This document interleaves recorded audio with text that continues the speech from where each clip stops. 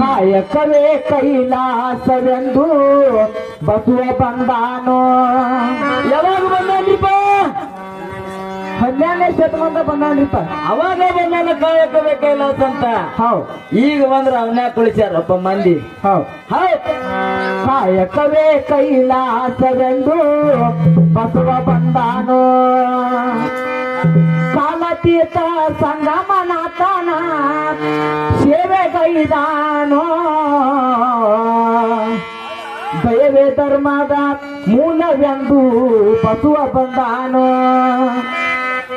ದಯವೇ ಧರ್ಮದ ಮೂಲವೆಂದು ಬಸವ ಬಂದಾನೋ. ಬಸವ ನುಡಿದು ನಡೆದಾನು. ಕಾಯಕವೇ ಕೈಲಾಸವೆಂದು ಬಸವ ಬಂದಾನೋ.